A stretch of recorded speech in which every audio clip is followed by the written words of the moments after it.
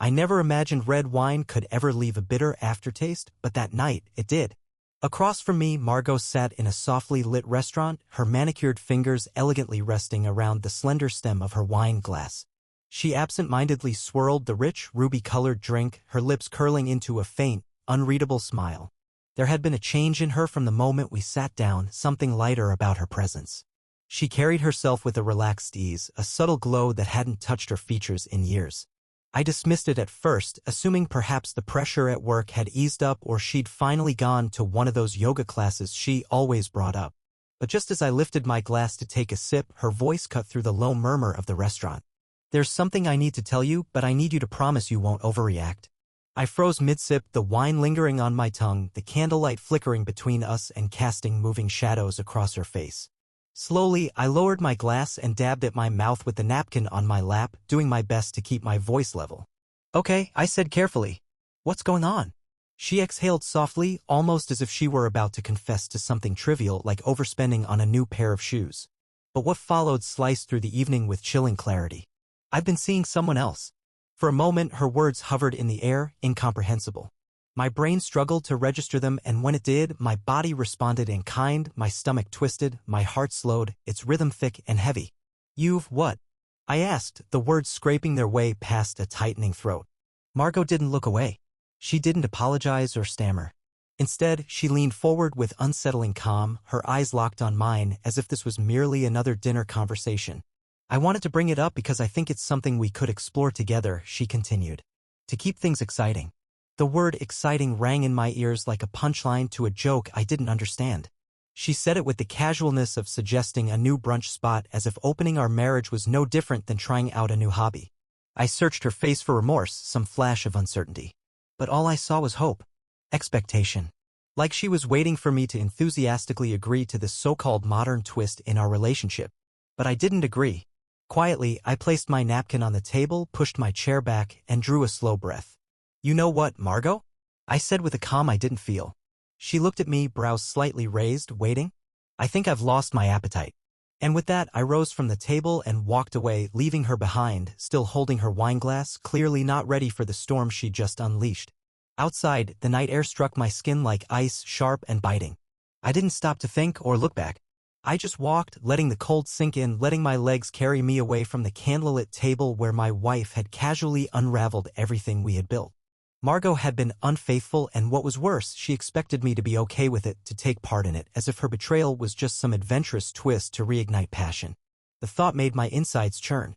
I had always considered myself level-headed, the type of man who didn't let emotions cloud his judgment.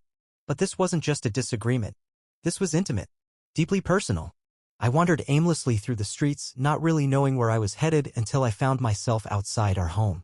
Our shared home, the one filled with pieces of us, with years of memories that now felt stained. I paused for a long moment before unlocking the door, my grip on the keys firm. I wasn't sure what to expect, but I certainly didn't anticipate finding her already there. She was lounging on the couch, a leg tucked beneath her, wineglass once again in hand. It was as if dinner hadn't happened. When her eyes met mine, she offered a light, almost amused tone. "You left in such a hurry," she said, as though we were picking up a conversation mid-sentence. I wasn't finished talking. I closed the door behind me slowly, letting the click echo through the room. "I think you said more than enough." She tilted her head slightly. "I didn't mean to upset you. But I think you're overreacting. Relationships change, Owen. People evolve. Monogamy, it's a dated concept, don't you think?" A dry, humorless laugh escaped me. "That's convenient," I said. "Funny, because when we exchanged vows, I'm pretty sure monogamy was part of the deal. Or did you just recite those words like lines in a play?" She placed her glass down with an annoyed sigh. "You're making this into more than it needs to be. Margot, you told me over dinner that you're involved with someone else, and you said it like you were telling me about a new workout routine. And now you expect me to be, what? Supportive? Grateful?" She rolled her eyes with visible irritation. "I hoped you'd be open-minded. I didn't think you'd walk out like some kind of dramatic diva." Something in me snapped. "Is that what I am now? Just a dramatic diva? You're really calling me dramatic after admitting you've been unfaithful?" she said, running her fingers through her auburn hair with visible irritation. "It's not cheating if I was upfront about it. I didn't deceive you, Owen. I approached this like a grown-up and expected the same from you. Her self-righteous tone knocked the breath out of me. "Who is it?" I asked abruptly, cutting through the tension like a blade. That stopped her in her tracks. "What do you mean?" "I'm asking you who he is, Margot," I repeated, my tone sharp and brittle with restraint. "If there's nothing shady about what you've done, if you're really being transparent, then say his name. Or does your honesty suddenly vanish when it matters most?" She faltered. I felt the unease tightening in my gut. That slight hesitation gave her away. I recognized that flicker of doubt in her eyes. She hadn't expected me to confront her like this. "It's no one you know," she said flatly. Something about the way she said it made my skin crawl. I took a measured step closer. "No one I know? That's curious. If it were a complete stranger, you wouldn't be struggling to say it. So let me ask again. Who is he?" Her jaw tightened, and I could see her thoughts racing, trying to regain control of the situation. "It doesn't matter," she finally said, her voice strained. "You're obsessing over the wrong detail, Owen." "No, I'm zeroing in on exactly the right one," I replied, studying her closely. Everything about her posture was tense, nervous in a way I hadn't seen before. Then it hit me, slowly but with the inevitability of a car crash I couldn't avoid. I realized the truth. Margot wasn't just avoiding the question. She was concealing something, and knowing her, that only happened when she feared the truth might ruin her carefully crafted narrative. I watched her fingers tapping lightly against her wine glass, her gaze darting away from mine for just long enough. I knew what that meant. "It's someone I know, isn't it?" My voice dropped, quieter now, but laced with intensity. She shifted in her seat, uncomfortable. "Owen, please." A dry laugh escaped me as I dragged a hand across my face. "This is rich. You talk about honesty like you're some kind of moral compass, but the second I ask for a name, you go quiet." Her arms folded across her chest. "Because his name isn't the point. You're too focused on who it is, not why it happened. That's why we can't talk about this like adults." "Talk like adults?" I echoed, incredulous. "You dropped the bomb that you've been involved with someone else like you were ordering a dessert, and now you're dodging the truth like a teenager sneaking in after curfew. And I'm the one who's supposed to stay calm." She let out a hard sigh and stood up, pacing the room. That was another of her tells. When guilt became too heavy, she needed space, like putting distance between us might lessen the weight of her choices. "Fine," she snapped, throwing her hands up. "You want the name? It's Drew." Happy now. Just hearing it sent a chill through me. Drew. The name echoed in my ears like an alarm. I felt like I'd been plunged into freezing water, my body reacting before my mind fully registered what she had said. "Drew," I repeated, my voice low. She gave a small nod. I let out a hard breath, nodding back like I needed to say it one more time to be sure I wasn't hallucinating. "Drew. You mean my Drew?" Silence. That alone was all I needed. I took a step back, hollow disbelief spreading through my chest. "Unreal?" I murmured, shaking my head. "You betrayed me, and you did it with him? With someone I trusted. It wasn't like that." "Don't," I interrupted, lifting a hand to stop her. "Don't insult my intelligence by pretending this is anything other than what it is. You lied. You broke trust. And now you want me to, what? Accept it?" Her mouth opened, maybe to explain, to justify, but nothing came out. That silence told me everything. This wasn't some lapse in judgment. It wasn't a fleeting moment of weakness. No, this had been calculated. Intentional. She had made her choice. And worst of all, she'd convinced herself that I was the irrational one for reacting. I let out a bitter laugh, rubbing at my temples. I used to tell myself, no matter how bad things got between us, you'd never cross this line. And yet, here we are. Margot looked away, clearly agitated. "Owen, I never meant to hurt you. You just what?" I cut in. "Thought you could keep playing house with me while sneaking off with him? Did you think I'd be too naive to catch on? Or did you believe I'd be totally okay with you being with my friend, just because you decided to be honest about it?" Her lips tightened. "I was hoping you'd be more open-minded. That was it. The final straw." I felt whatever patience I had left dissolve instantly. You really don't get it, I said, stepping forward and meeting her gaze directly. You didn't ask me, Margot. This wasn't a discussion. You simply informed me like you were reading off the weather report. You treated me like I was in your way, not like someone standing beside you. So don't pretend you offered me any real choice, because you never did. For the first time that evening, I saw something shift in her expression, an uneasiness that hadn't been there before. Good. Because for the first time that night, I felt a sense of clarity wash over me. The fog was gone. I wasn't lost in a maze of questions anymore. I finally understood. And now? Now it was my move. I looked straight at Margot, the weight of what she'd done settling deep in my chest.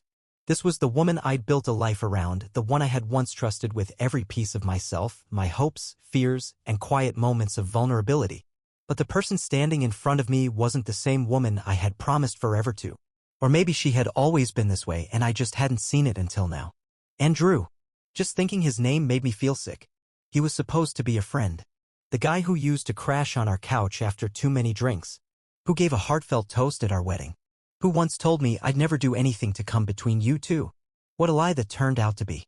What hurt more than anything was how Margot sat there, arms folded, a spark of annoyance flashing in her eyes as if I was the one being unreasonable. Like she was just waiting for me to get over it so we could move forward like nothing happened. I took a sharp breath and pressed my fingers to the bridge of my nose, forcing myself to stay calm. All right, I said eventually, my voice calm but cold. Let's not hide behind silence. Let's put it all out there. How long? She blinked. What? How? Long? Has this been going on between you and him? She paused, and that pause told me everything I needed to know. Margot, I said, voice dropping low. You want to talk about honesty? Then start with that. Answer me. Her throat moved as she swallowed, eyes darting away. A few months, she murmured. I felt the blood drain from my face. My limbs went stiff, the air suddenly freezing around me. A few months. She nodded barely. I let out a bitter, joyless laugh. So all those late nights at the office? The spontaneous girls' nights I didn't question? That's where you were. With him. She didn't respond. She didn't need to. Her silence was confirmation enough. I took a step back, slowly nodding. Tell me something, Margot. Did you give Drew's wife the same little honesty speech? Or is she still blissfully unaware? Her face went pale, lips parting slightly. So she doesn't know, I said, tilting my head, already knowing the answer. She didn't speak. That silence sealed it. I had been waiting this entire time for a reason, an explanation, anything that could make sense of how the woman I loved could betray me like this. But there was none. She wasn't remorseful. She wasn't even embarrassed. She just didn't want to deal with the fallout. I released a long breath, my hands unclenching at my sides. All right. She frowned. All right? I met her gaze with a look she couldn't read. Yeah. All right. Then I turned and walked up the stairs, leaving her sitting there alone. No shouting. No accusations. I just walked away. Because right then it hit me, Margot wanted me to explode. She wanted the theatrics, the big emotional blow-up, the kind that always circled back to the same pain and forgiveness loop.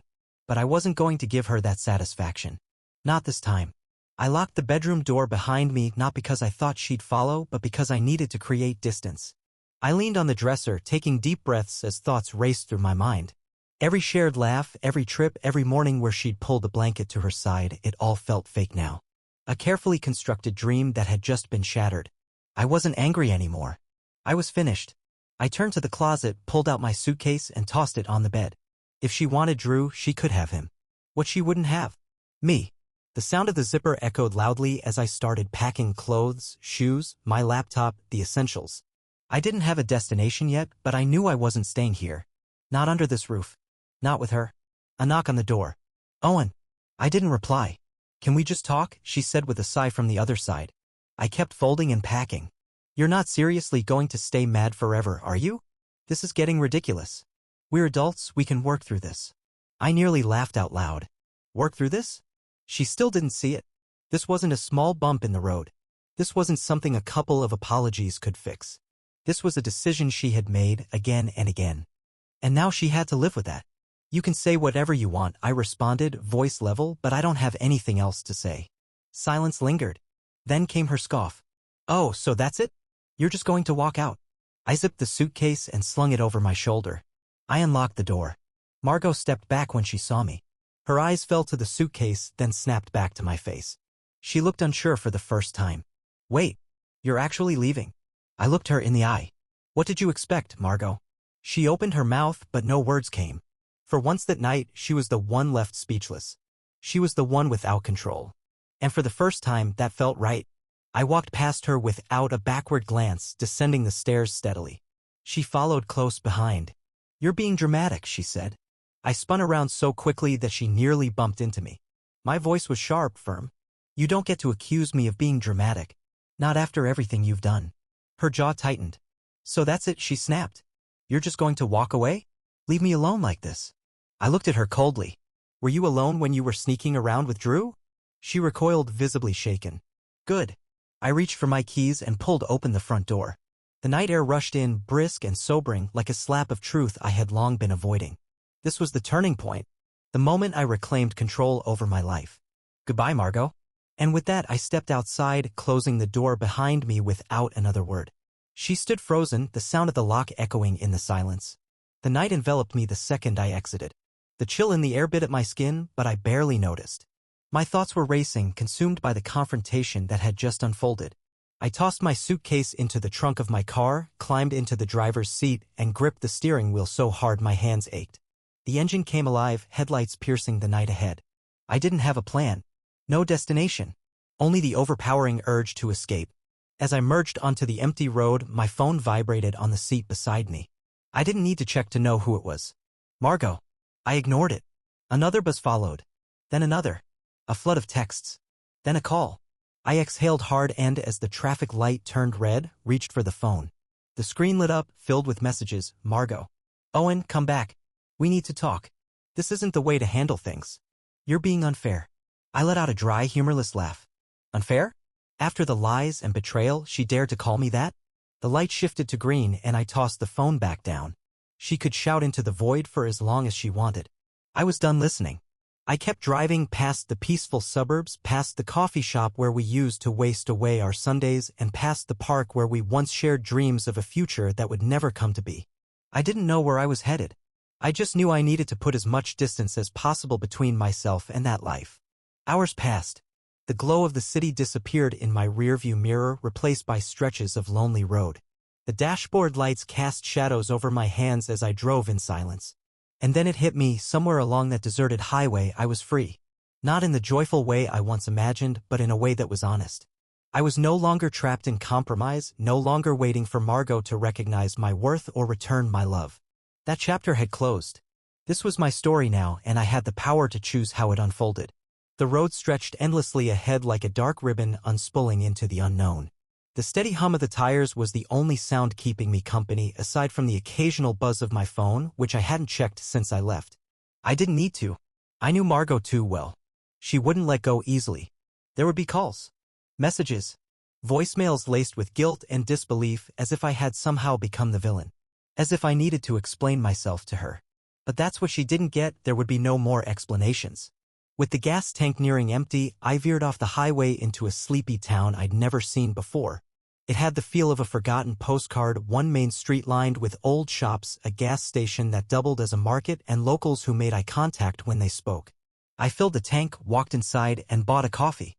Sitting at a worn plastic booth near the window, I stirred in a packet of sugar. The overhead lights buzzed softly, casting a dull yellow hue over the room. Finally, reality began to settle in. I had walked away. Left everything behind, our home, our routines, our carefully crafted illusion of happiness. The man who had woken up that morning was gone.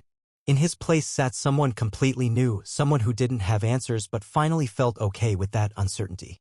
I picked up my phone and saw 22 missed calls and a line of unread texts. I scrolled past them until one name stopped me. Drew. We hadn't exchanged a single word in weeks, not since the shift began. Not since Margot started acting distant, making excuses, smiling at messages she never explained. I tapped on our last thread. It was brief, a casual exchange about grabbing drinks soon. My stomach turned. How long had the two of them been laughing behind my back? My fingers hovered over the keyboard. I could message him, write something that would twist in his gut. But I didn't need to anymore. There was nothing left to say. I deleted his contact. Then Margot's. Gone. I took another sip of my coffee, feeling lighter than I had in months. It could have been years, I couldn't really say. I had no clear destination, but wherever I ended up, it would be a place I could finally call my own. The night unfolded around me, still and seemingly endless, as I lingered in that quiet diner tucked into a forgotten corner of a small town. My coffee, untouched for too long, had gone lukewarm between my hands. But I didn't mind. For the first time in what felt like forever, I wasn't tethered to anyone or anything. There were no heavy expectations pressing down on me, no more forced expressions of happiness, and no more acting like everything was fine. It was just me now, a full gas tank in the car outside, and a future I could finally claim for myself. Margot drifted into my thoughts. Not the person she had become, but the version I once fell for, the woman who would gently draw soft shapes in my palm while we sat together. The one who used to hum old tunes as she moved around the kitchen, filling the air with something warm and familiar. The one who, at one time, looked at me as though I was her entire world. That woman, whoever she was, had disappeared. Or perhaps she had only ever lived in my imagination. I lifted my phone one last time, not to look for new messages but to send a final one of my own. I typed slowly, deliberately. "Margot, please don't contact me again. You made your decision. Now I've made mine." I pressed send. Then, without giving myself time to second-guess, I blocked her number. Just like that, it was done. With a final sip of the now-cold coffee, I grabbed my keys and walked into the crisp night. Sliding into the driver's seat, I noticed something unfamiliar wash over me, an emotion I hadn't felt in a very long time. It was relief. I still didn't have a plan, no map or direction. But I was sure of one thing: wherever I was headed, it was going to be far, far away from her.